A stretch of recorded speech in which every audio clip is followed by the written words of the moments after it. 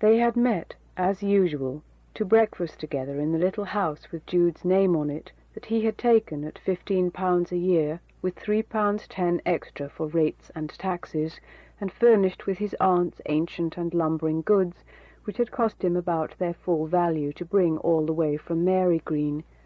Sue kept house and managed everything. As he entered the room this morning, Sue held up a letter she had just received. "Well, and what is it about?" he said, after kissing her. "That the decree nisi in the case of Phillotson versus Phillotson and Fawley, pronounced 6 months ago, has just been made absolute." "Ah," said Jude, as he sat down. The same concluding incident in Jude's suit against Arabella had occurred about a month or two earlier.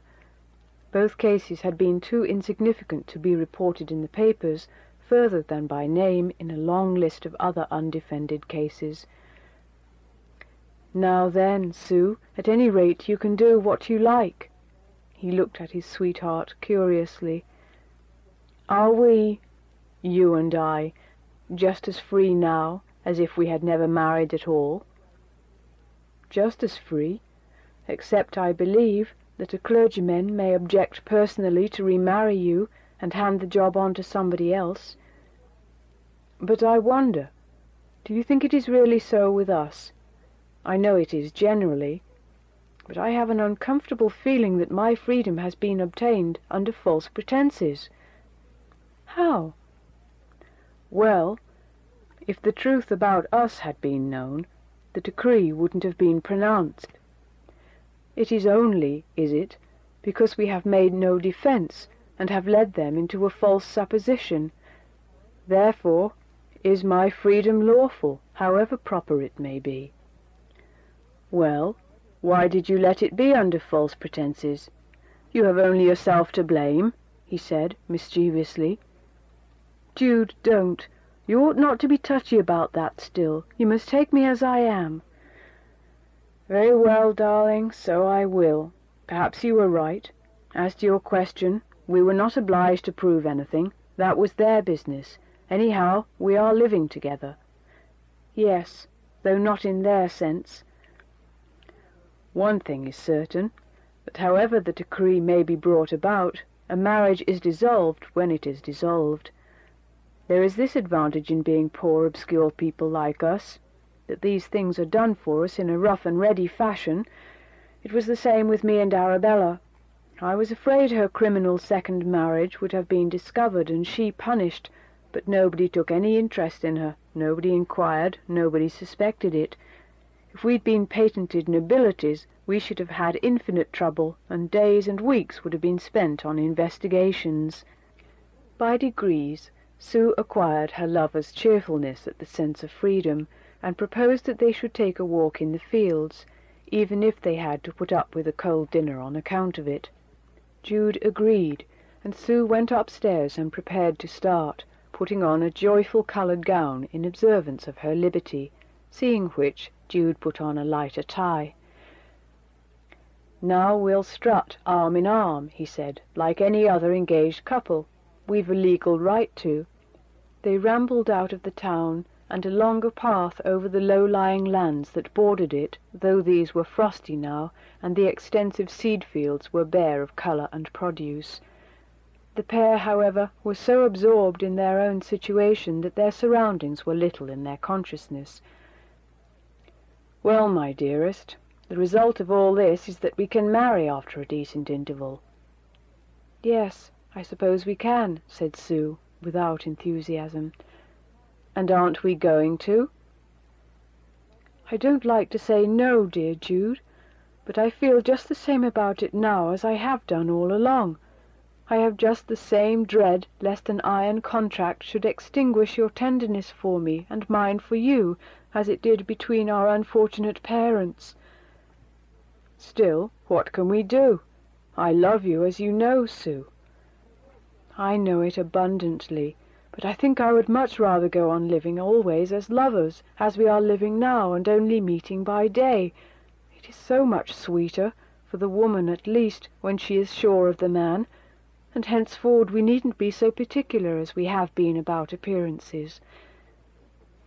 Our experiences of matrimony with others have not been encouraging, I own," he said with some gloom, "either owing to our own dissatisfied, unpractical natures, or by our misfortune, but we too should be two dissatisfied ones linked together, which would be twice as bad as before. I think I should begin to be afraid of you, Jude, the moment you had contracted to cherish me under a government stamp, and I was licensed to be loved on the premises by you. Ugh, how horrible and sordid! Although, as you are free, I trust you more than any other man in the world." "No, no, don't say I should change," he expostulated, yet there was misgiving in his own voice also. "Apart from ourselves and our unhappy peculiarities, it is foreign to a man's nature to go on loving a person when he is told that he must and shall be that person's lover. There would be a much likelier chance of his doing it if he were told not to love. If the marriage ceremony consisted in an oath and signed contract between the parties to cease loving from that day forward, in consideration of personal possession being given, and to avoid each other's society as much as possible in public, there would be more loving couples than there are now. Fancy the secret meetings between the perjuring husband and wife, the denials of having seen each other, the clambering in at bedroom windows, and the hiding in closets. There'd be little cooling then." "Yes, but admitting this, or something like it, to be true, you are not the only one in the world to see it, dear little Sue. People go on marrying because they can't resist natural forces, although many of them may know perfectly well that they are possibly buying a month's pleasure with a life's discomfort. No doubt my father and mother, and your father and mother, saw it, if they at all resembled us in habits of observation, but then they went and married just the same, because they had ordinary passions.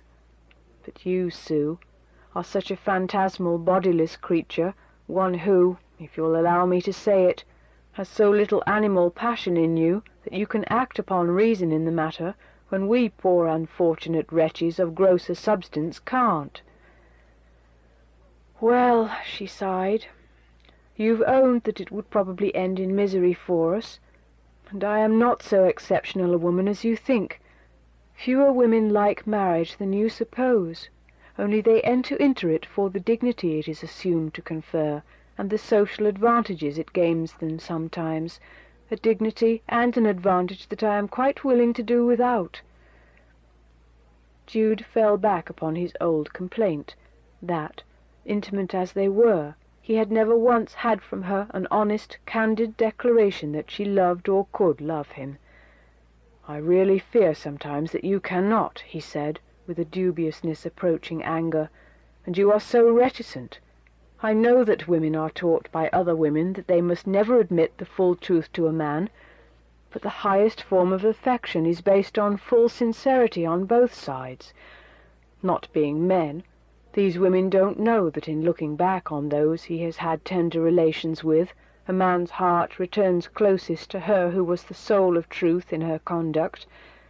The better class of man, even if caught by airy affectations of dodging and parrying, is not retained by them. A nemesis attends the woman who plays the game of elusiveness too often, in the utter contempt for her that, sooner or later, her old admirers feel, under which they allow her to go unlamented to her grave." Sue, who was regarding the distance, had acquired a guilty look, and she suddenly replied in a tragic voice, "I don't think I like you today so well as I did, Jude." "Don't you? Why?" "Oh, well, you are not nice. Too sermony. Though I suppose I am so bad and worthless that I deserve the utmost rigor of lecturing." "No, you are not bad. You are a dear, but as slippery as an eel when I want to get a confession from you." "Oh, yes, I am bad, and obstinate, and all sorts. It is no use your pretending I am not. People who are good don't want scolding as I do. But now that I have nobody but you and nobody to defend me, it is very hard that I mustn't have my own way in deciding how I'll live with you and whether I'll be married or no. Sue, my own comrade and sweetheart, I don't want to force you either to marry or to do the other thing. Of course I don't. It is too wicked of you to be so pettish.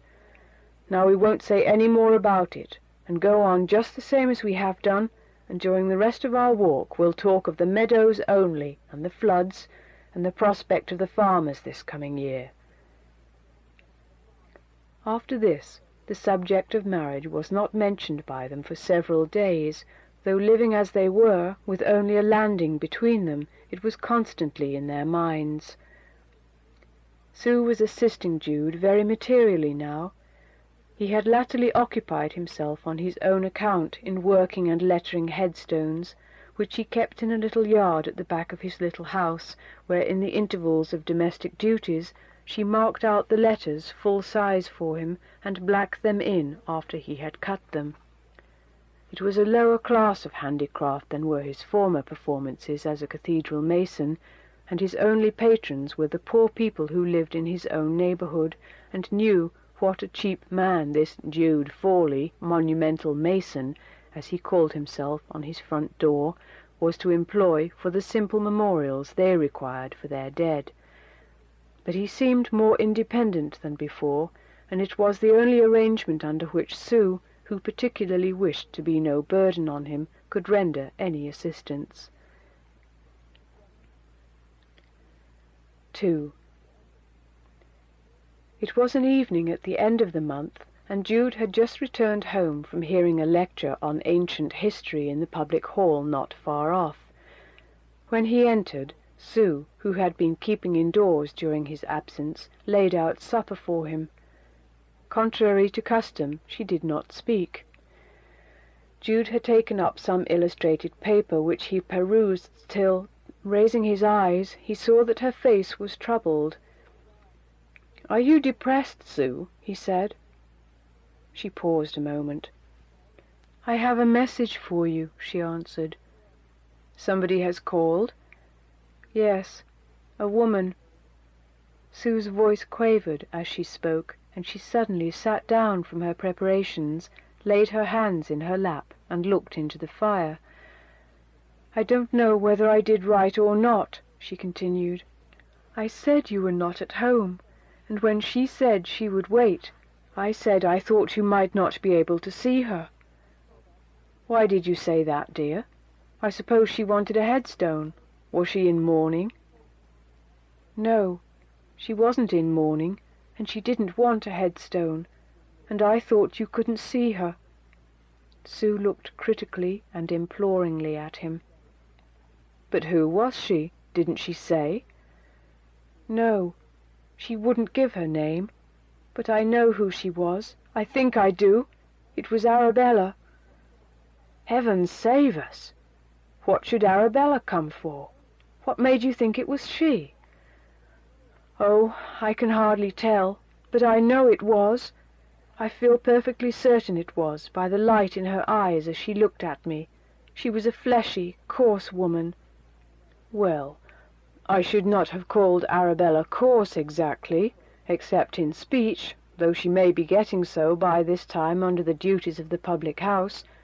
She was rather handsome when I knew her." "Handsome? But yes, so she is." I think I heard a quiver in your little mouth. "Well, waiving that, as she is nothing to me and virtuously married to another man, why should she come troubling us?" "Are you sure she's married? Have you definite news of it?" "No, not definite news, but that was why she asked me to release her. She and the man both wanted to lead a proper life, as I understood." "Oh, Jude, it was Arabella," cried Sue, covering her eyes with her hand, "and I am so miserable. It seems such an ill omen, whatever she may have come for. You could not possibly see her, could you?" "I don't really think I could. It would be so very painful to talk to her now, for her as much as for me. However, she's gone." Did she say she would come again? No, but she went away very reluctantly. Sue, whom the least thing upset, could not eat any supper, and when Jude had finished his, he prepared to go to bed. He had no sooner raked out the fire, fastened the doors, and got to the top of the stairs than there came a knock. Sue instantly emerged from her room, which she had but just entered. "There she is again," Sue whispered in appalled accents. "How do you know?" "She knocked like that last time." They listened, and the knocking came again. No servant was kept in the house, and if the summons were to be responded to, one of them would have to do it in person. "I'll open a window," said Jude. "Whoever it is cannot be expected to be let in at this time." He accordingly went into his bedroom and lifted the sash. The lonely street of early retiring work-people was empty from end to end, save of one figure, that of a woman walking up and down by the lamp a few yards off. "Who's there?" he asked. "Is that Mr. Fawley?" came up from the woman, in a voice which was unmistakably Arabella's. Jude replied that it was. "Is it she?" asked Sue from the door, with lips apart. "Yes, dear," said Jude. "What do you want, Arabella?" he inquired.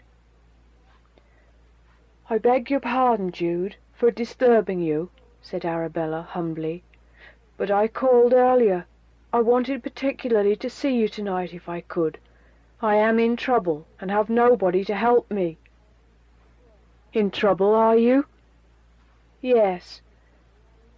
There was a silence. An inconvenient sympathy seemed to be rising in Jude's breast at the appeal. "But aren't you married?" he said. Arabella hesitated. "No, Jude, I am not," she returned. "He wouldn't after all, and I am in great difficulty. I hope to get another situation as barmaid soon, but it takes time, and I really am in great distress because of a sudden responsibility that's been sprung upon me from Australia, or I wouldn't trouble you. Believe me, I wouldn't. I want to tell you about it."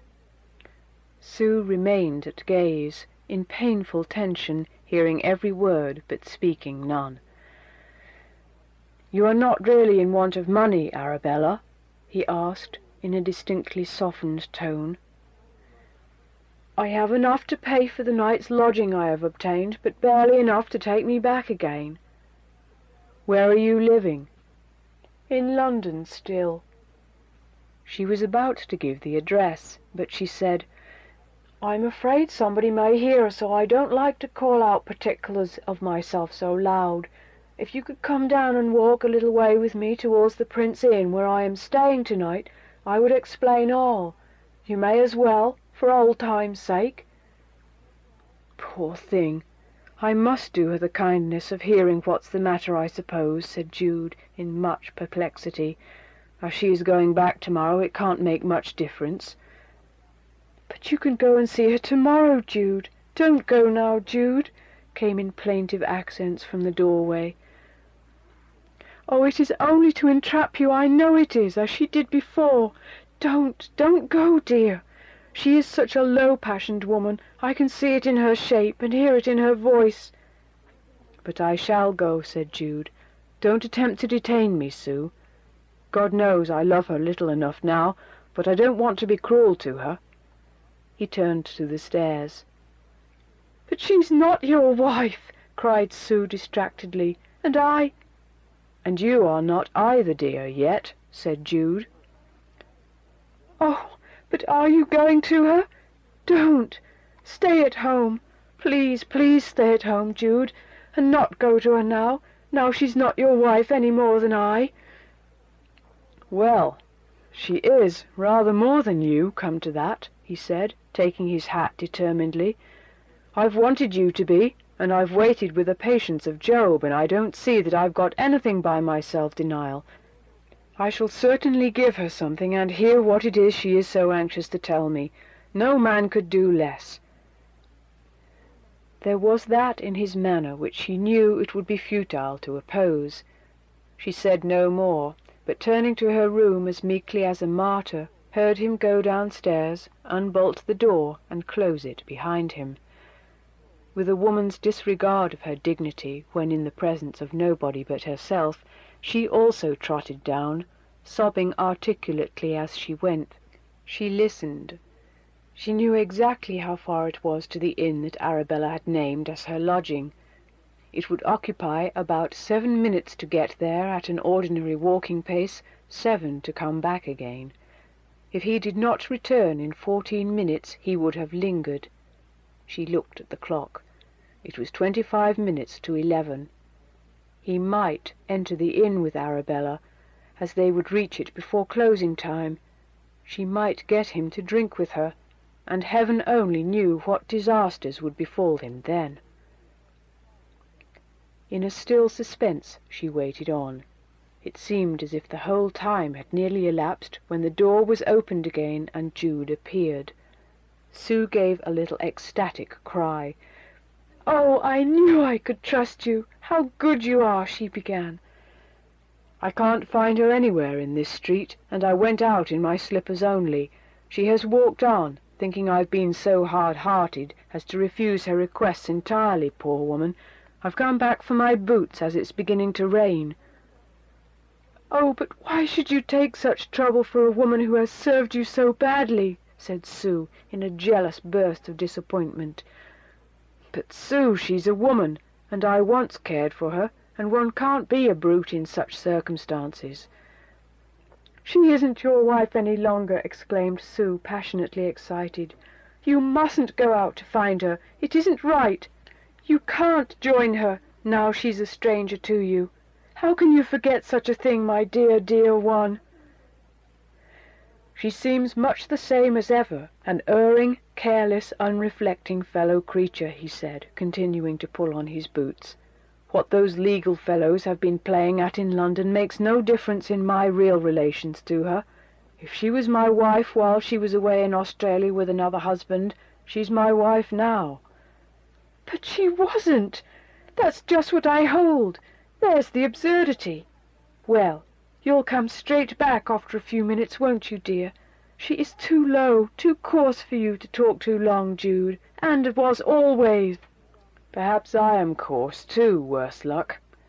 I have the germs of every human infirmity in me, I verily believe. That was why I saw it was so preposterous of me to think of being a curate. I have cured myself of drunkenness, I think, but I never know in what new form a suppressed vice will break out in me. I do love you, Sue, though I have danced attendance on you so long for such poor returns. All that's best and noblest in me loves you, and your freedom from everything that's gross has elevated me, and enabled me to do what I should never have dreamt myself capable of, or any man, a year or two ago. It is all very well to preach about self-control and the wickedness of coercing a woman, but I should just like a few virtuous people who have condemned me in the past about Arabella and other things to have been in my tantalizing position with you through these late weeks. They'd believe, I think, that I have exercised some little restraint in always giving in to your wishes, living here in one house, and not a soul between us. Yes, you have been good to me, Jude, I know you have, my dear protector. Well, Arabella has appealed to me for help. I must go out and speak to her, Sue, at least." "I can't say any more. Oh, if you must, you must," she said, bursting out into sobs that seemed to tear her heart. "I have nobody but you, Jude, and you are deserting me. I didn't know you were like this. I can't bear it, I can't. If she were yours it would be different." "Or if you were." "Very well, then. If I must, I must. Since you will have it so, I agree. I will be. Only I didn't mean to, and I didn't want to marry again either. But yes, I agree, I agree. I do love you. I ought to have known that you would conquer in the long run, living like this." She ran across and flung her arms round his neck. "I am not a cold-natured, sexless creature, am I, for keeping you at such a distance? I am sure you don't think so. Wait and see. I do belong to you, don't I? I give in, and I'll arrange for our marriage tomorrow, or as soon as ever you wish." "Yes, Jude." "Then I'll let her go," said he, embracing Sue softly. "I do feel that it would be unfair to you to see her, and perhaps unfair to her. She is not like you, my darling, and never was. It is only bare justice to say that. Don't cry any more. There, and there, and there." He kissed her on one side and on the other and in the middle, and rebolted the front door. The next morning it was wet. "Now, dear," said Jude gaily at breakfast, "as this is Saturday, I mean to call about the banns at once, so as to get the first publishing done tomorrow, or we shall lose a week. Banns will do. We shall save £1 or 2. Sue absently agreed to banns, but her mind for the moment was running on something else. A glow had passed away from her, and depression sat upon her features. "I feel I was wickedly selfish last night," she murmured. "It was sheer unkindness in me, or worse, to treat Arabella as I did. I didn't care about her being in trouble, and what she wished to tell you. Perhaps it was really something she was justified in telling you. That's some more of my badness, I suppose. Love has its own dark morality when rivalry enters in. At least mine has, if other people's hasn't. I wonder how she got on. I hope she reached the inn all right, poor woman." "Oh, yes, she got on all right," said Jude placidly. "I hope she wasn't shut out, and that she hadn't to walk the streets in the rain. Do you mind my putting on my waterproof and going to see if she got in? I've been thinking of her all the morning." "Well, is it necessary? You haven't the least idea how Arabella is able to shift for herself. Still, darling, if you want to go and inquire, you can." There was no limit to the strange and unnecessary penances which Sue would meekly undertake when in a contrite mood, and this going to see all sorts of extraordinary persons, whose relation to her was precisely of a kind that would have made other people shun them, was her instinct ever, so that the request did not surprise him. "And when you come back," he added, "I'll be ready to go about the banns. You'll come with me?" Sue agreed, and went off under cloak and umbrella, letting Jude kiss her freely, and returning his kisses in a way she had never done before. Times had decidedly changed. "The little bird is caught at last," she said, a sadness showing in her smile. "No, only nested," he assured her. She walked along the muddy street till she reached the public house mentioned by Arabella, which was not so very far off. She was informed that Arabella had not yet left, and in doubt how to announce herself so that her predecessor in Jude's affections would recognize her, she sent up word that a friend from Spring Street had called, naming the place of Jude's residence. She was asked to step upstairs, and on being shown into a room found that it was Arabella's bedroom, and that the latter had not yet risen. She halted on the turn of her toe till Arabella cried from the bed, "Come in and shut the door," which Sue accordingly did. Arabella lay facing the window, and did not at once turn her head, and Sue was wicked enough, despite her penitence, to wish for a moment that Jude could behold her forerunner now, with the daylight full upon her.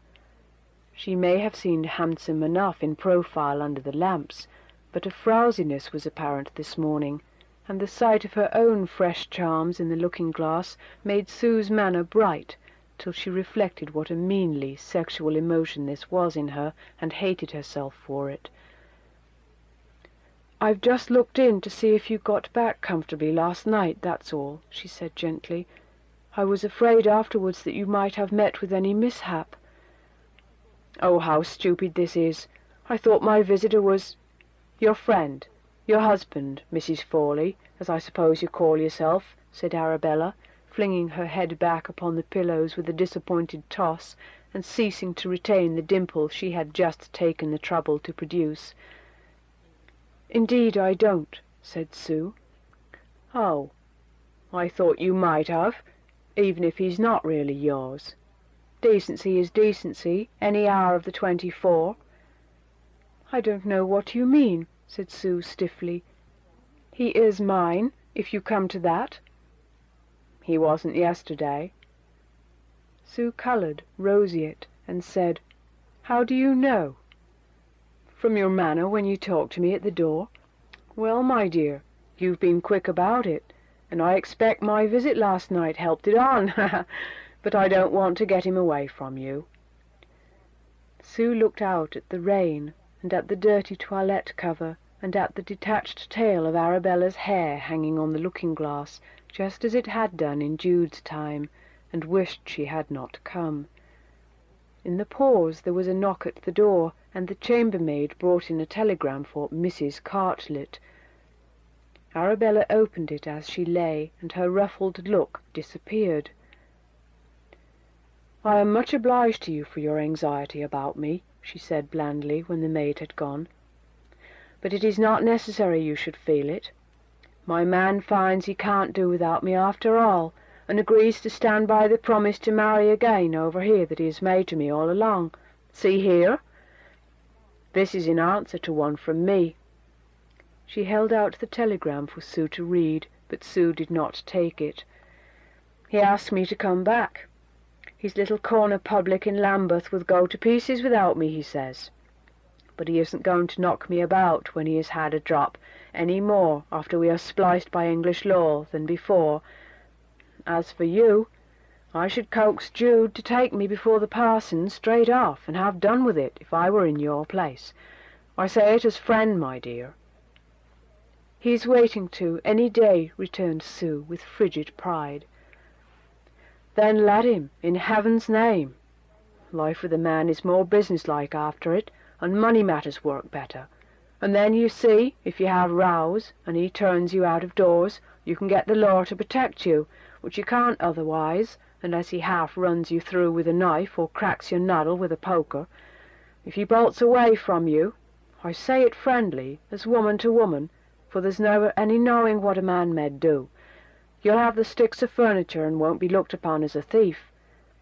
I shall marry my man over again, now he's willing, as there was a little flaw in the first ceremony. In my telegram last night, which this is an answer to, I told him I had almost made it up with Jude, and that frightened him, I expect. Perhaps I should have quite done it if it hadn't been for you," she said, laughing, "and then how different our histories might have been from today. Never such a tender fool as Jude, as if a woman seems in trouble, and coaxes him a bit. Just as he used to be about birds and things. However, as it happens, it is just as well as if I'd made it up, and I forgive you. And as I say, I advise you to get the business legally done as soon as possible. You'll find it an awful bother later on if you don't." "I have told you he is asking me to marry him, to make our natural marriage a legal one," said Sue, with yet more dignity. "It was quite by my wish that he didn't the moment I was free." "Ah, yes, you're a one-year too, like myself," said Arabella, eyeing her visitor with humorous criticism. "Bolted from your first, didn't you, like me?" "Good morning. I must go," said Sue hastily. "And I, too, must be up and off," replied the other, springing out of bed so suddenly that the soft parts of her person shook. Sue jumped aside in trepidation. "Lord, I'm only a woman, not a 6-foot soldier. Just a moment, dear," she continued, putting her hand on Sue's arm. "I really did want to consult Jude on a little matter of business, as I told him. I came about that more than anything else. Would he run up to speak to me at the station as I am going? You think not. Well, I'll write to him about it. I didn't want to write it, but never mind, I will." 3. When Sue reached home, Jude was awaiting her at the door to take the initial step towards their marriage. She clasped his arm, and they went along silently together, as true comrades oft-times do. He saw that she was preoccupied and forbore to question her. "Oh, Jude, I've been talking to her," she said at last. "I wish I hadn't, and yet it is best to be reminded of things. I hope she was civil." "Yes. I can't help liking her, just a little bit. She's not an ungenerous nature, and I'm so glad her difficulties have all suddenly ended." She explained how Arabella had been summoned back, and would be enabled to retrieve her position. "I was referring to our old question. What Arabella has been saying to me has made me feel more than ever how hopelessly vulgar an institution legal marriage is. A sort of trap to catch a man. I can't bear to think of it. I wish I hadn't promised to let you put up the banns this morning." "Oh, don't mind me. Any time will do for me. I thought you might like to get it over quickly now." "Indeed, I don't feel any more anxious now than I did before. Perhaps with any other man I might be a little anxious, but among the very few virtues possessed by your family and mine, dear, I think I may set staunchness. So I am not a bit frightened about losing you. Now I really am yours, and you really are mine. In fact, I am easier in my mind than I was, for my conscience is clear about Richard, who now has a right to his freedom. I felt we were deceiving him before." "Sue, you seem, when you are like this, to be one of the women of some grand old civilization, whom I used to read about in my bygone, wasted classical days, rather than a denizen of a mere Christian country. I almost expect you to say at these times that you have just been talking to some friend whom you met in the Via Sacra about the latest news of Octavia or Livia, or have been listening to Aspasia's eloquence, or have been watching Praxiteles chiselling away at his latest Venus, while Phryne made complaint that she was tired of posing." They had now reached the house of the parish clerk. Sue stood back while her lover went up to the door. His hand was raised to knock when she said, "Jude." He looked round. "Wait a minute. Would you mind?" He came back to her. "Just let us think," she said timidly. "I had such a horrid dream one night, and Arabella—" "What did Arabella say to you?" he asked. "Oh, she said that when people were tied up, you could get the law of a man better if he beat you, and how when couples quarrelled— Jude, do you think that when you must have me with you by law, we shall be so happy as we are now? The men and women of our family are very generous when everything depends upon their goodwill, but they always kick against compulsion. Don't you dread the attitude that insensibly arises out of a legal obligation? Don't you think it is destructive to a passion whose essence is its gratuitousness? Upon my word, love, you are beginning to frighten me too with all this foreboding. Well, let's go back and think it over." Her face brightened. "Yes, so we will," said she. And they turned from the clerk's door, Sue taking his arm and murmuring as they walked on homeward, "Can you keep the bee from ranging, or the ring-dove's neck from changing? No, nor fettered love." They thought it over, or postponed thinking. Certainly they postponed action, and seemed to live on in the dreamy paradise. At the end of a fortnight or 3 weeks, matters remained unadvanced, and no banns were announced to the ears of any Aldbrickham congregation. Whilst they were postponing and postponing thus, a letter and a newspaper arrived before breakfast one morning from Arabella. Seeing the handwriting, Jude went up to Sue's room and told her, and as soon as she was dressed she hastened down. Sue opened the newspaper, Jude the letter. After glancing at the paper, she held across the first page to him with her finger on a paragraph, but he was so absorbed in his letter that he did not turn a while. "Look," said she. He looked and read. The paper was one that circulated in South London only, and the marked advertisement was simply the announcement of a marriage at St. John's Church, Waterloo Road, under the names Cartlett, Don, the united pair being Arabella and the innkeeper. "Well, it is satisfactory," said Sue complacently, "though after this it seems rather low to do likewise, and I am glad. However, she is provided for now in a way, I suppose, whatever her faults, poor thing. It is nicer that we are able to think that than to be uneasy about her. I ought, too, to write Richard and ask him how he is getting on, perhaps." But Jude's attention was still absorbed. Having merely glanced at the announcement, he said in a disturbed voice, "Listen to this letter. What shall I say or do?" The Three Horns, Lambeth. Dear Jude, I won't be so distant as to call you Mr. Fawley. I send today a newspaper, from which useful document you will learn that I was married over again to Cartlett last Tuesday, so that business is settled right and tight at last. But what I write about more particular is that private affair I wanted to speak to you on when I came down to Aldbrickham. I couldn't very well tell it to your lady friend, and should much have liked to let you know it by word of mouth, as I could have explained better than by letter. The fact is, Jude, that though I have never informed you before, there was a boy born of our marriage 8 months after I left you, when I was at Sydney, living with my father and mother. All that is easily provable. As I had separated from you before I thought such a thing was going to happen, and as I was over there, and our quarrel had been sharp, I did not think it convenient to write about the birth. I was then looking out for a good situation, so my parents took the child, and he has been with them ever since. That was why I did not mention it when I met you in Christminster, nor at the law proceedings. He is now of an intelligent age, of course, and my mother and father have lately written to say that, as they have rather a hard struggle over there, and I am settled comfortably here, they don't see why they should be encumbered with the child any longer, his parents being alive.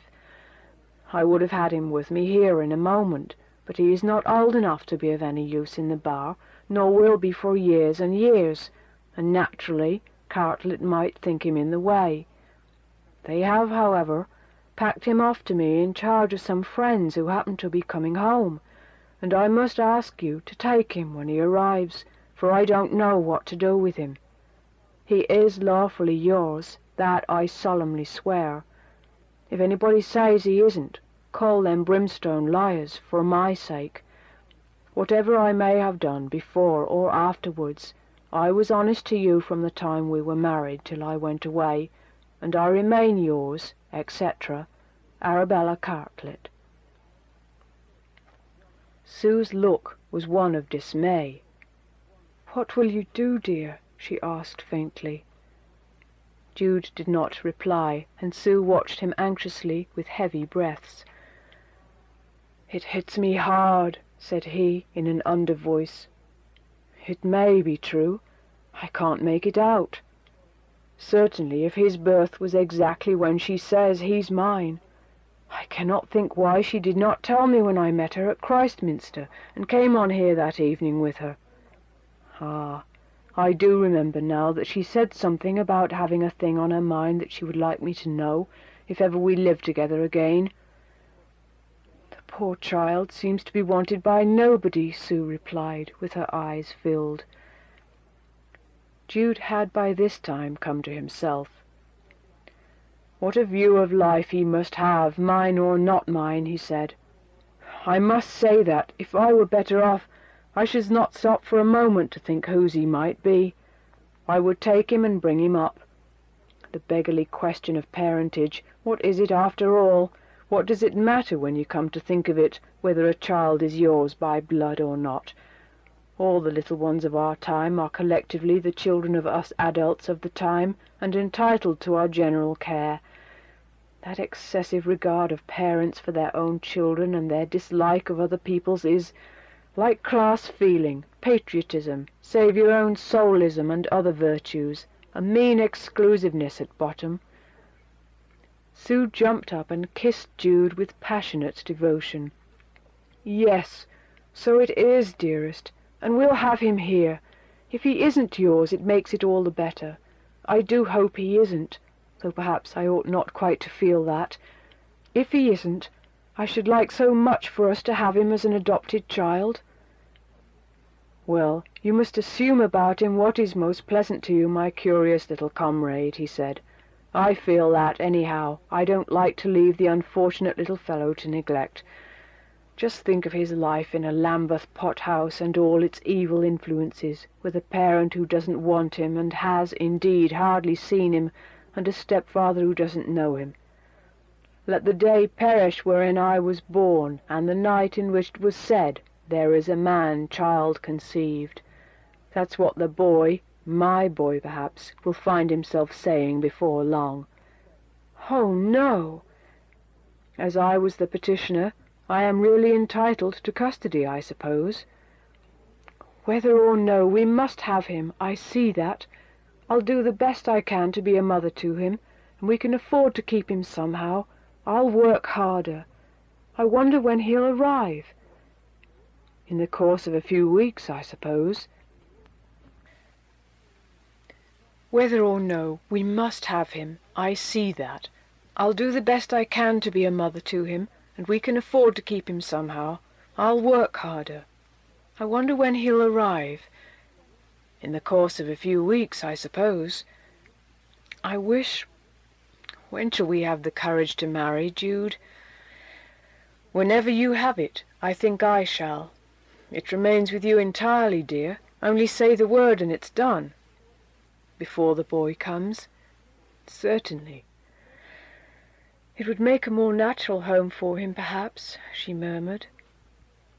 Jude thereupon wrote in purely formal terms to request that the boy should be sent on to them as soon as he arrived, making no remark whatever on the surprising nature of Arabella's information, nor vouchsafing a single word of opinion on the boy's paternity, nor on whether, had he known all this, his conduct toward her would have been quite the same. In the down train that was timed to reach Aldbrickham station about 10 o'clock the next evening, a small, pale child's face could be seen in the gloom of a third-class carriage. He had large, frightened eyes, and wore a white woolen cravat, over which a key was suspended round his neck by a piece of common string, the key attracting attention by its occasional shine in the lamplight. In the band of his hat his half-ticket was stuck. His eyes remained mostly fixed on the back of the seat opposite, and never turned to the window even when a station was reached and called. On the other seat were 2 or 3 passengers, one of them a working woman who held a basket on her lap in which was a tabby kitten. The woman opened the cover now and then, whereupon the kitten would put out its head and indulge in playful antics. At these the fellow passengers laughed, except the solitary boy bearing the key and ticket, who, regarding the kitten with his saucer eyes, seemed mutely to say, "All laughing comes from misapprehension. Rightly looked at, there is no laughable thing under the sun." Occasionally, at a stoppage, the guard would look into the compartment and say to the boy, "All right, my man, your box is safe in the van?" The boy would say, "Yes," without animation, would try to smile and fail. He was age, masquerading as juvenility, and doing it so badly that his real self showed through crevices.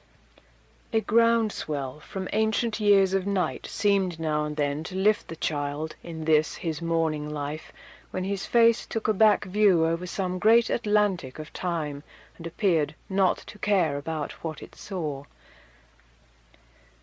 When the other travellers closed their eyes, which they did one by one, even the kitten curling itself up in the basket, weary of its too circumscribed play, the boy remained just as before.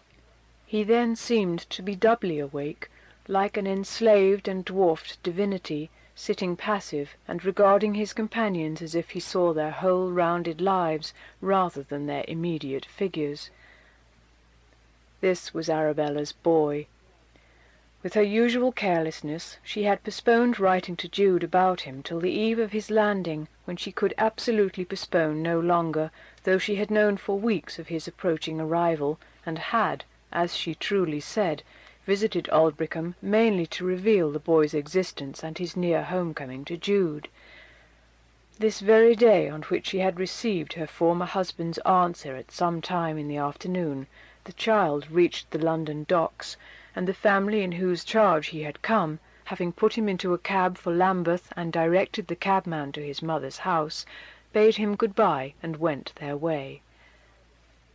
On his arrival at the Three Horns, Arabella had looked him over with an expression that was as good as saying, "You are very much what I expected you to be," had given him a good meal, a little money, and, late as it was getting, dispatched him to Jude by the next train, wishing her husband, Cartlett, who was out, not to see him.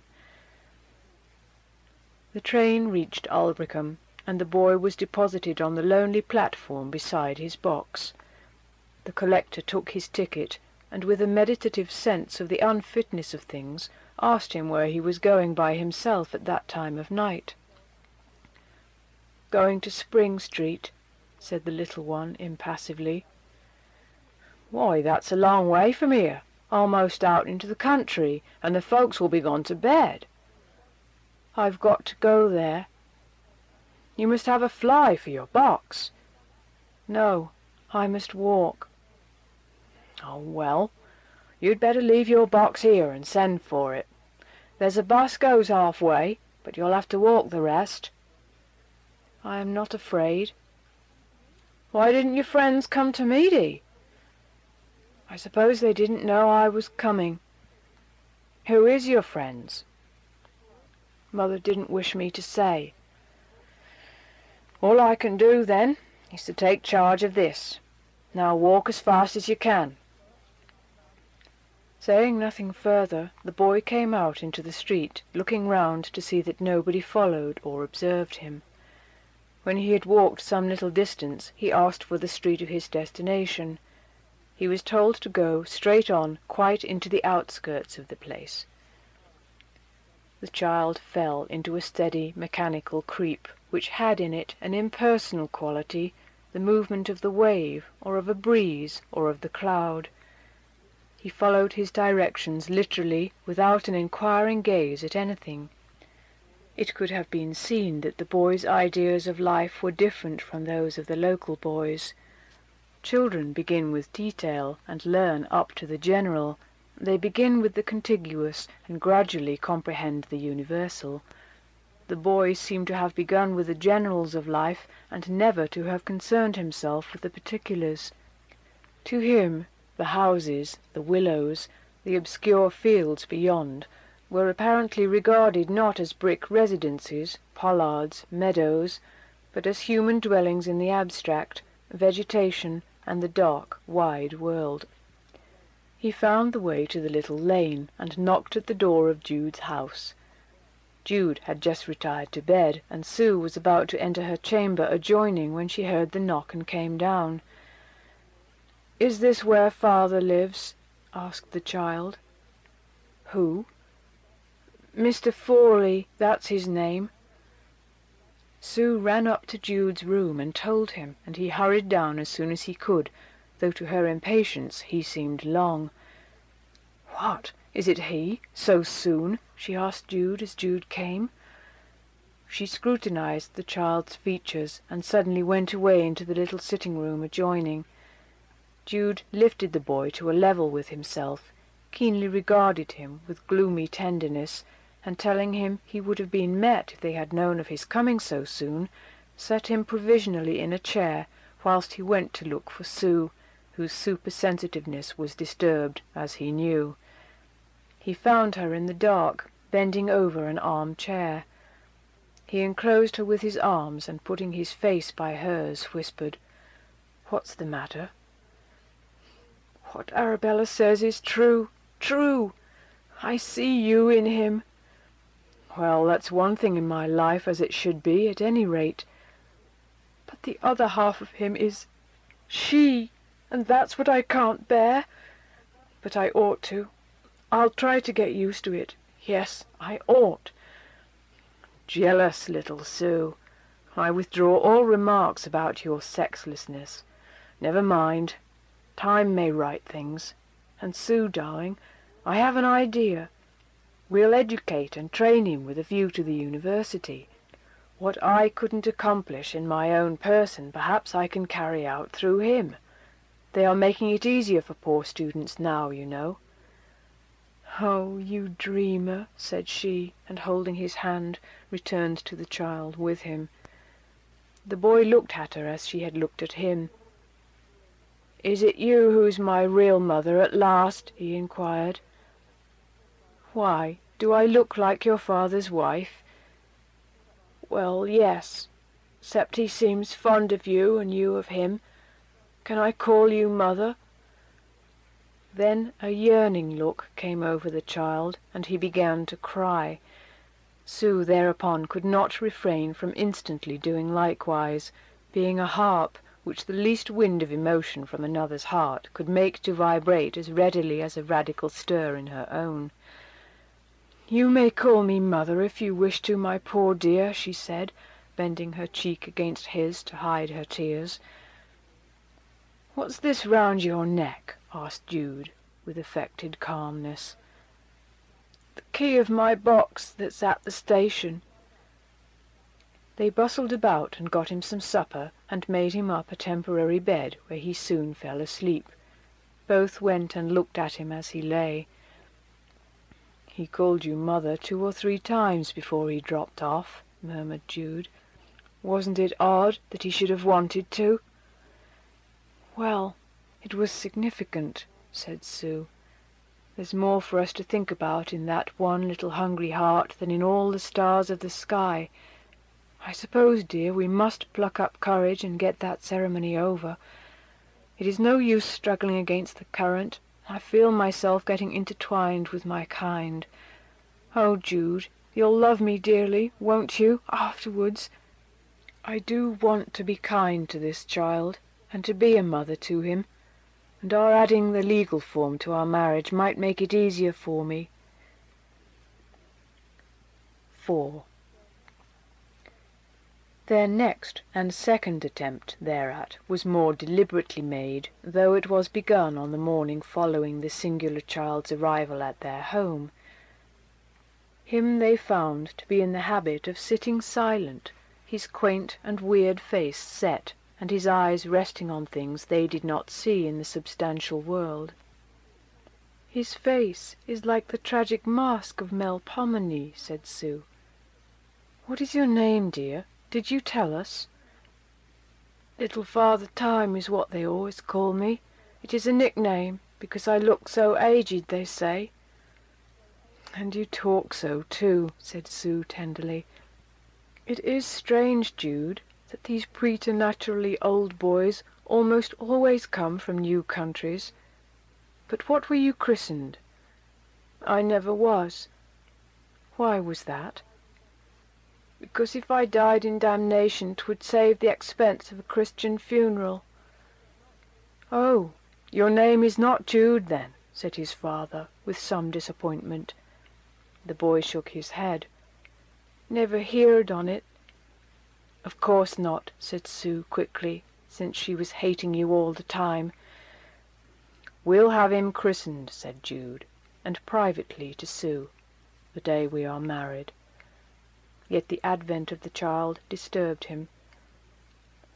Their position lent them shyness, and having an impression that a marriage at a superintendent registrar's office was more private than an ecclesiastical one, they decided to avoid a church this time. Both Sue and Jude together went to the office of the district to give notice. They had become such companions that they could hardly do anything of importance except in each other's company. Jude Fawley signed the form of notice, Sue looking over his shoulder and watching his hand as it traced the words. As she read the 4-square undertaking, never before seen by her, into which her own and Jude's names were inserted, and by which that very volatile essence, their love for each other, was supposed to be made permanent, her face seemed to grow painfully apprehensive. Names and surnames of the parties. They were to be parties now, not lovers, she thought. Condition. A horrid idea. Rank or occupation. Age. Dwelling at. Length of residence. Church or building in which the marriage is to be solemnized. District and county in which the parties respectively dwell. "It spoils the sentiment, doesn't it?" she said on their way home. "It seems making a more sordid business out of it even than signing the contract in a vestry, though there is a little poetry in a church. But try to get through with it, dearest, now." "We will. For what man is he that hath betrothed a wife, and hath not taken her? Let him go and return unto his house, lest he die in the battle, and another man take her. So said the Jewish lawgiver." "How you know the Scriptures, Jude! You really ought to have been a parson. I can only quote profane writers." During the interval before the issuing of the certificate, Sue, in her housekeeping errands, sometimes walked past the office, and furtively glancing in, saw affixed to the wall the notice of the purposed clinch to their union. She could not bear its aspect. Coming after her previous experience of matrimony, all the romance of their attachment seemed to be starved away by placing her present case in the same category. She was usually leading little Father Time by the hand, and fancied that people thought him hers, and regarded the intended ceremony as the patching up of an old error. Meanwhile, Jude decided to link his present with his past in some slight degree by inviting to the wedding the only person remaining on earth who was associated with his early life at Marygreen, the aged widow, Mrs. Edlin, who had been his great-aunt's friend and nurse in her last illness. He hardly expected that she would come, but she did, bringing singular presents in the form of apples, jam, brass snuffers, an ancient pewter dish, a warming pan, and an enormous bag of goose feathers towards a bed. She was allotted the spare room in Jude's house, whither she retired early, and where they could hear her through the ceiling below, honestly saying the Lord's Prayer in a loud voice, as the rubric directed. As, however, she could not sleep, and discovered that Sue and Jude were still sitting up, it being in fact only 10 o'clock, she dressed herself again and came down, and they all sat by the fire till a late hour, Father Time included, though, as he never spoke, they were hardly conscious of him. "Well, I bain't set against marrying as your great-aunt was," said the widow, "and I hope 'twill be a jocund wedding for ye in all respects this time. Nobody can hope it more, knowing what I do of your families, which is more, I suppose, than anybody else now living, for they have been unlucky that way, God knows." Sue breathed uneasily. "They was always good-hearted people, too, wouldn't kill a fly if they knowed it," continued the wedding guest. "But things happened to thwart 'em, and if everything wasn't vitty they were upset. No doubt that's how he that the tale is told of came to do what he did, if he were one of your family." "What was that?" said Jude. "Well, that tale, you know. He that was gibbeted just on the brow of the hill by the Brown House, not far from the milestone between Marygreen and Alfredston, where the other road branches off. But Lord, 'twas in my grandfather's time, and it medna have been one of your folk at all." "I know where the gibbet is said to have stood, very well," murmured Jude, "but I never heard of this. What? Did this man, my ancestor and Sue's, kill his wife?" "'Twere not that exactly.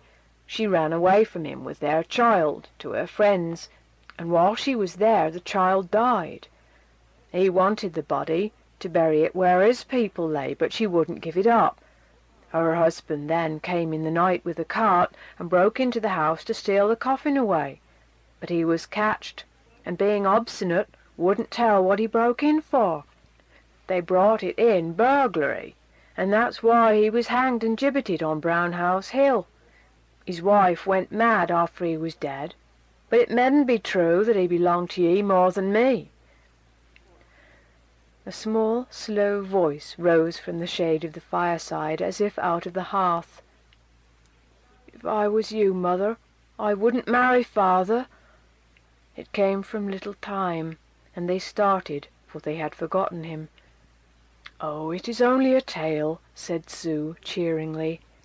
After this exhilarating tradition from the widow on the eve of the solemnization, they rose, and wishing their guest good night, retired. The next morning, Sue, whose nervousness intensified with the hours, took Jude privately into the sitting-room before starting. "Jude, I want you to kiss me, as a lover, incorporeally," she said, tremulously nestling up to him, with damp lashes. "It won't ever be like this any more, will it? I wish we hadn't begun with the business, but I suppose we must go on. How horrid that story was last night! It spoilt my thoughts of today. It makes me feel as if a tragic doom overhung our family, as it did the house of Atreus." "Or the house of Jeroboam," said the quondam theologian. "Yes, and it seems awful temerity in us two to go marrying.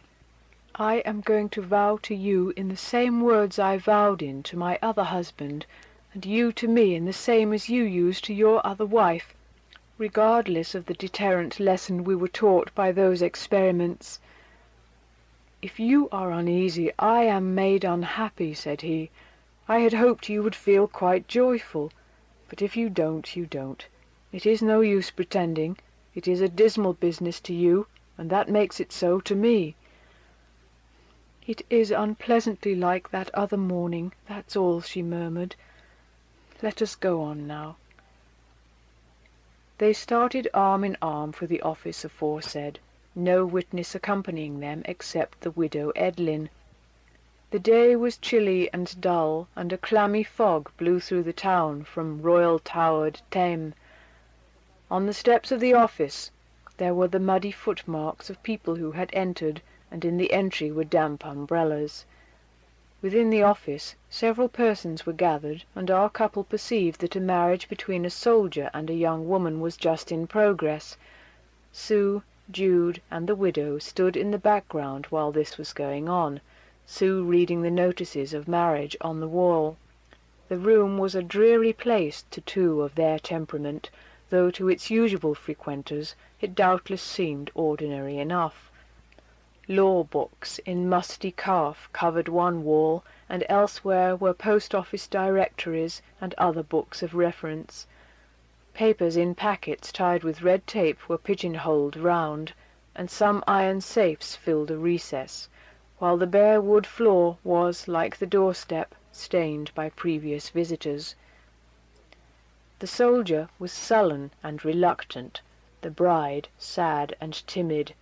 She was soon, obviously, to become a mother, and she had a black eye. Their little business was soon done, and the twain and their friends straggled out, one of the witnesses saying casually to Jude and Sue in passing, as if he had known them before, "See the couple just come in, ha! That fellow has just got out of jail this morning. She met him at the jail gates and brought him straight here. She's paying for everything." Sue turned her head and saw an ill-favoured man, closely cropped, with a broad-faced, pock-marked woman on his arm, ruddy with liquor and the satisfaction of being on the brink of a gratified desire. They jocosely saluted the outgoing couple, and went forward in front of Jude and Sue, whose diffidence was increasing. The latter drew back and turned to her lover, her mouth shaping itself like that of a child about to give way to grief. "Jude, I don't like it here. I wish we hadn't come. The place gives me the horrors. It seems so unnatural as the climax of our love. I wish it had been at church, if it had to be at all. It is not so vulgar there." "Dear little girl," said Jude, "how troubled and pale you look. It must be performed here now, I suppose?" "No, perhaps not necessarily." He spoke to the clerk and came back. "No, we need not marry here or anywhere unless we like, even now," he said. "We can be married in a church, if not with the same certificate with another he'll give us, I think. Anyhow, let us go out till you are calmer, dear, and I too, to talk it over." They went out stealthily and guiltily, as if they had committed a misdemeanor, closing the door without noise, and telling the widow, who had remained in the entry, to go home and await them, that they would call in any casual passers as witnesses, if necessary. When in the street, they turned into an unfrequented side alley, where they walked up and down as they had done long ago in the market-house at Melchester. "Now, darling, what shall we do? We are making a mess of it, it strikes me. Still, anything that pleases you will please me." "But, Jude, dearest, I am worrying you. You wanted it to be there, didn't you?" "Well, to tell the truth, when I got inside I felt as if I didn't care much about it. The place depressed me almost as much as it did you. It was ugly. And then I thought of what you had said this morning as to whether we ought." They walked on vaguely, till she paused, and her little voice began anew. "It seems so weak, too, to vacillate like this. And yet how much better than to act rashly a second time. How terrible that scene was to me. The expression in that flabby woman's face, leading her on to give herself to that jail-bird, not for a few hours, as she would, but for a lifetime, as she must. And the other poor soul, to escape a nominal shame which was owing to the weakness of her character, degrading herself to the real shame of bondage to a tyrant who scorned her, a man whom to avoid for ever was her only chance of salvation. This is our parish church, isn't it? This is where it would have to be if we did it in the usual way. A service or something seems to be going on." Jude went up and looked in at the door. "Why, it is a wedding here, too," he said. "Everybody seems to be on our tack today." Sue said she supposed it was because Lent was just over, and there was always a crowd of marriages. "Let us listen," she said, "and find how it feels to us when performed in a church." They stepped in, and entered a back seat, and watched the proceedings at the altar. The contracting couple appeared to belong to the well-to-do middle class, and the wedding altogether was of ordinary prettiness and interest. They could see the flowers tremble in the bride's hand even at that distance, and could hear her mechanical murmur of words whose meaning her brain seemed to gather not at all under the pressure of her self-consciousness. Sue and Jude listened, and severally saw themselves in time past going through the same form of self-committal. "It is not the same to her, poor thing, as it would be to me doing it over again with my present knowledge," Sue whispered. "You see, they are fresh to it, and take the proceedings as a matter of course. But having been awakened to its awful solemnity as we have, or at least as I have by experience, and to my own too squeamish feelings perhaps sometimes, it really does seem immoral in me to go and undertake the same thing again with open eyes. Coming in here and seeing this has frightened me from a church wedding as much as the other did from a registry one. We are a weak, tremulous pair, Jude, and what others may feel confident in, I feel doubts of, my being proof against the sordid condition of a business contract again." Then they tried to laugh, and went on debating in whispers the object lesson before them, and Jude said he also thought that they were both too thin-skinned, that they ought never to have been born, much less have come together for the most preposterous of all joint ventures for them, matrimony. His betrothed shuddered, and asked him earnestly if he indeed felt that they ought not to go in cold blood and sign that life undertaking again. "It is awful if you think we have found ourselves not strong enough for it, and knowing this are proposing to perjure ourselves," she said. "I fancy I do think it, since you ask me," said Jude. "Remember, I'll do it if you wish, own darling." While she hesitated, He went on to confess that, though he thought they ought to be able to do it, he felt checked by the dread of incompetency just as she did, from their peculiarities, perhaps because they were unlike other people. "We are horribly sensitive. That's really what's the matter with us, Sue," he declared. "I fancy more are like us than we think." "Well, I don't know. The intention of the contract is good and right for many, no doubt, but in our case it may defeat its own ends because we are the queer sort of people we are, folk in whom domestic ties of a forced kind snuff out cordiality and spontaneousness." Sue still held that there was not much queer or exceptional in them, that all were so. "Everybody is getting to feel as we do. We are a little beforehand, that's all. In 50, 100 years, the descendants of these two will act and feel worse than we. They will see weltering humanity still more vividly than we do now, as shapes like our own selves hideously multiplied, and will be afraid to reproduce them." What a terrible line of poetry, though I have felt it myself about my fellow creatures at morbid times. Thus they murmured on, till Sue said more brightly, "Well, the general question is not our business, and why should we plague ourselves about it? However different our reasons are, we come to the same conclusion, that for us particular two, an irrevocable oath is risky. Then, Jude, let us go home without killing our dream. Yes? How good you are, my friend. You give way to all my whims. They accord very much with my own." He gave her a little kiss behind a pillar, while the attention of everybody present was taken up in observing the bridal procession entering the vestry, and then they came outside the building.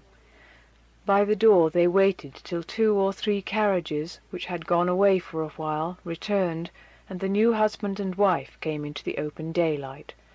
Sue sighed.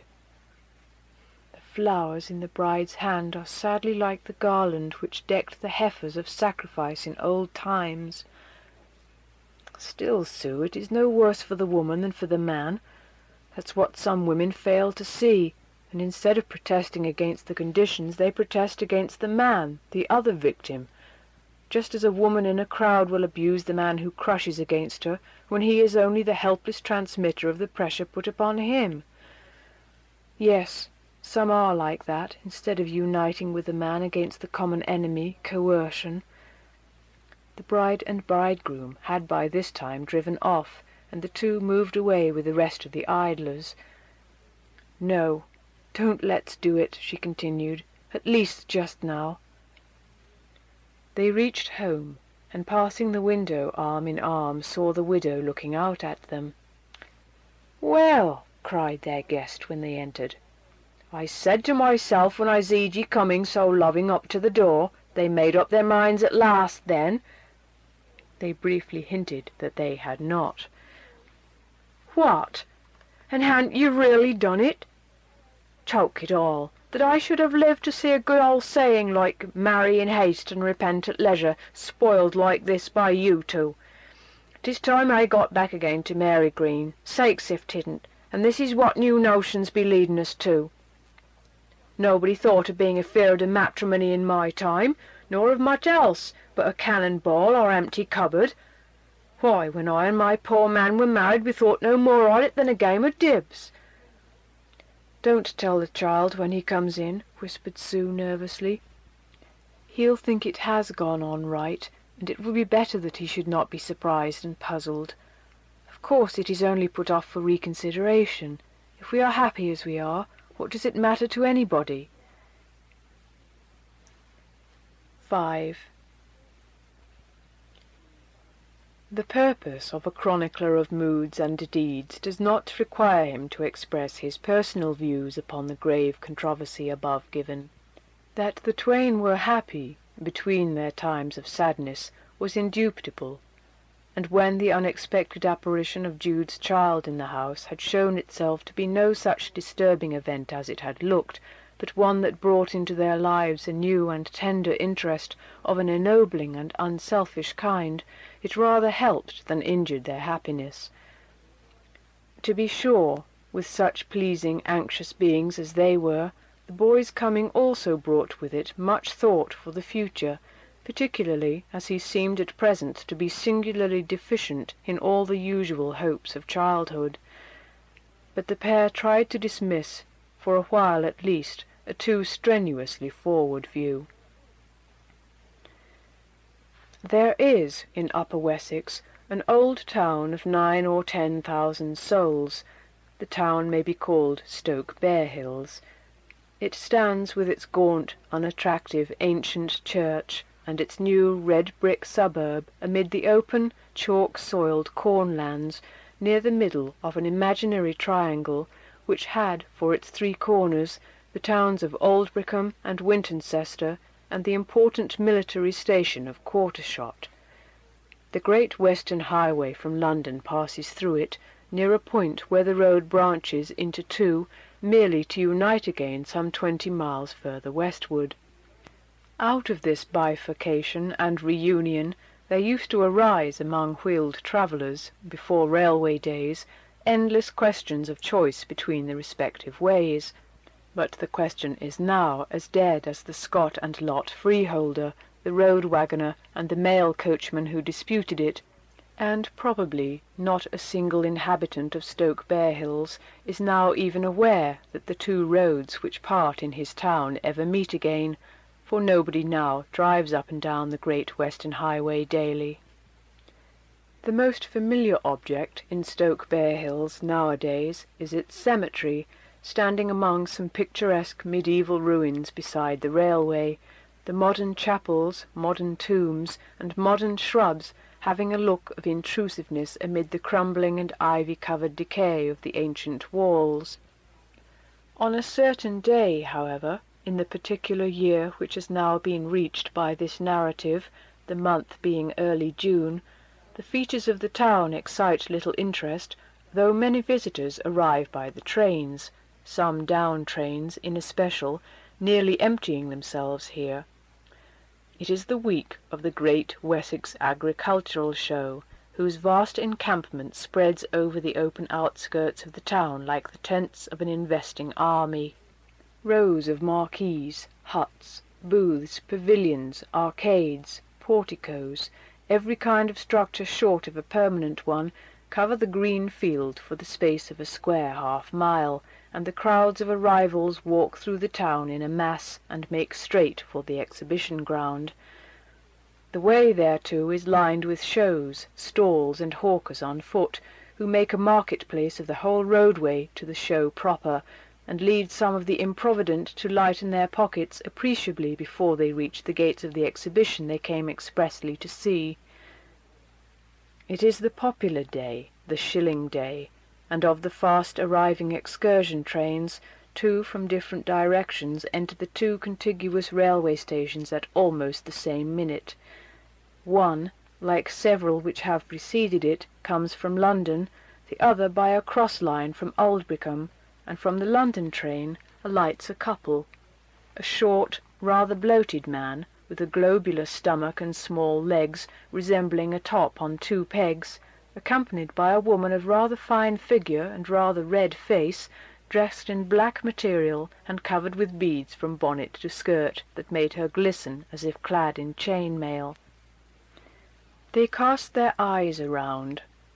The man was about to hire a fly, as some others had done, when the woman said, "Don't be in such a hurry, Cartlet. It isn't so very far to the show-yard. Let us walk down the street into the place. Perhaps I can pick up a cheap bit of furniture or old china. It is years since I was here, never since I lived as a girl at Aldbrickham, and used to come across for a trip sometimes with my young man." "You can't carry home furniture by excursion train," said, in a thick voice, her husband, the landlord of the 3 Horns, Lambeth, for they had both come down from the tavern in that excellent, densely populated gin-drinking neighbourhood which they had occupied ever since the advertisement in those words had attracted them thither. The configuration of the landlord showed that he too, like his customers, was becoming affected by the liquors he retailed. "Then I'll get it sent if I see any worth having," said his wife.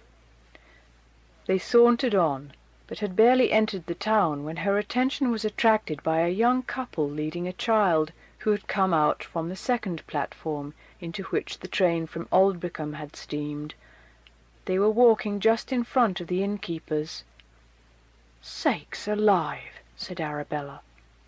"What's that?" said Cartlett. "Who do you think that couple is? Don't you recognize the man?" "No." "Not from the photos I have showed you?" "Is it Fawley?" "Yes, of course." "Oh, well, I suppose he was inclined for a little sightseeing like the rest of us." Cartlett's interest in Jude, whatever it might have been when Arabella was new to him, had plainly flagged since her charms and her idiosyncrasies, her supernumerary hair coils and her optional dimples, were becoming as a tale that is told. Arabella so regulated her pace and her husband's as to keep just in the rear of the other three, which it was easy to do without notice in such a stream of pedestrians.